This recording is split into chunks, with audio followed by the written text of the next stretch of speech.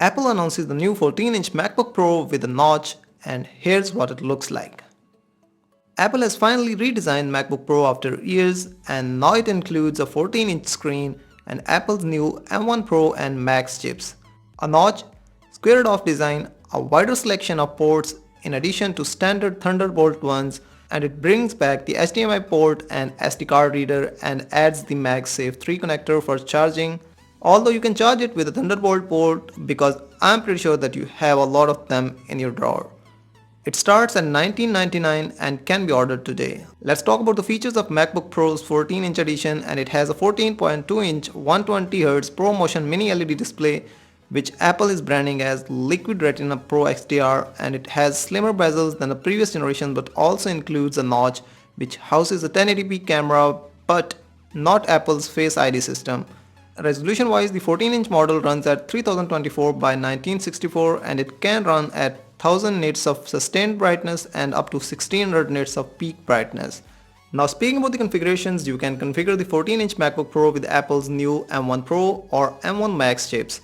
Both can feature 10 cores of CPU, but the Pro can have 14 or 16 cores GPU while the Max has 24 to 34 cores of GPU options. The new MacBook Pro comes with a 16 gigs of RAM in standard option, and you can upgrade it up to 32 gigs with M1 Pro and up to 64 gigs with M1 Max chipsets.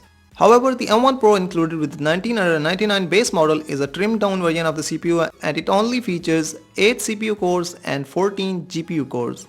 The base variant also comes with a weaker 67 watt of power adapter, and to upgrade it to the real M1 Pro with 10 CPU cores and 16 GPU cores, you are looking to spend at least 2300 USDs before taxes, and that model will come with a 512 GB of SSD.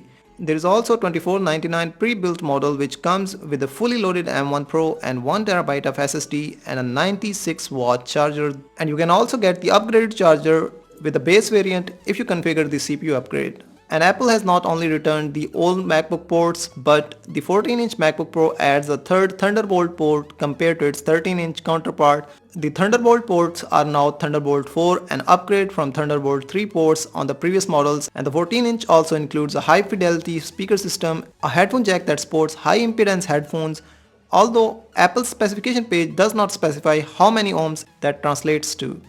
This redesign is the first major upgrade in the Apple's Pro laptop lineup since 2016, the year that brought ill-fated butterfly keyboards with touch bar and Thunderbolt 3 as a standard and the only port type available on the MacBook Pros. And today we mark the return of the mid-sized 14-inch screen which Apple has not put on a laptop since 2005's iBook G4. Compared to that redesign though, Apple's new laptop seems to be an about face. The 2016 redesign ditches the port and now they are back.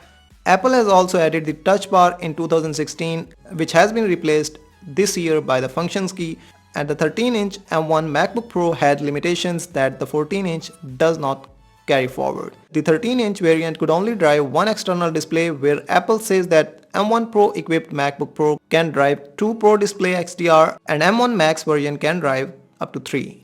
It's nice to see that Apple's more clearly differentiating the smaller MacBook Pros, the lineup that has been a bit confusing for the past few years. The 2-port MacBook Pro and 4-port 13-inch computers were awkwardly lumped together. They were pretty different computers with different processor and prices. Now the screen difference makes the distinction pretty clear, and people looking for portability can get Air or 13-inch Pro models, and now they also has 14-inch Pro models which exist for them. Before moving towards the end of the video, here are a few charts that represents the difference between the M1, M1 Pro and also the M1 Max chipsets in terms of performance. That is pretty much it about the 14-inch MacBook Pros and its specifications. Do let me know your thoughts on it, and would you go and buy it out? Do let me know that in the comment section, and with that being said, I will see you in the next one. Till then, peace out.